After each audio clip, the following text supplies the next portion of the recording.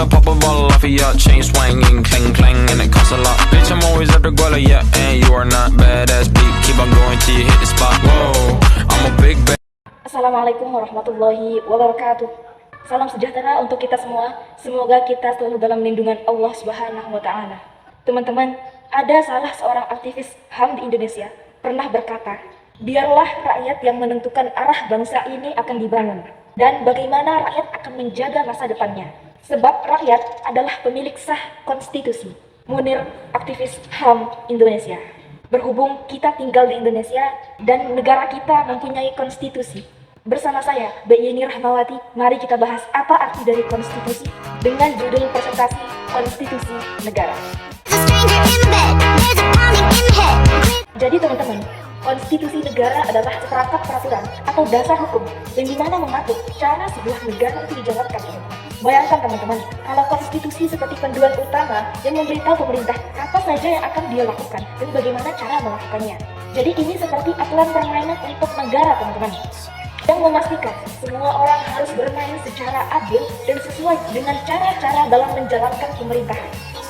Jadi, konstitusi negara di Indonesia adalah Undang-Undang Dasar Negara Republik Indonesia tahun 1945. UUD NKRI 1945 merupakan konstitusi tertulis dan hukum dasar tertinggi di Indonesia.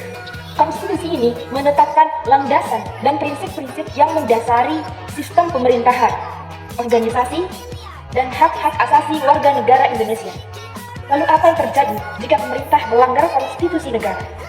Maka ketika hal ini terjadi, kita sebagai rakyat memiliki hak dan tanggung jawab untuk melawan pelanggaran tersebut. Baik itu memanfaatkan sistem hukum maupun unjuk rasa secara damai, teman-teman. Jadi rakyat dapat memperjuangkan keadilan dan menjaga keutuhan konstitusi negara. Lalu apakah sebuah negara bisa berfungsi tanpa adanya konstitusi? Tidak, sebuah negara biasanya tidak akan berjalan dengan lancar tanpa adanya konstitusi.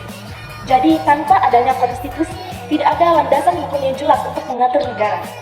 Sebagai contoh, di mana dalam sebuah negara tidak memiliki konstitusi, maka pemerintah cenderung tidak terorganisir dan sulit untuk membuat keputusan yang efektif.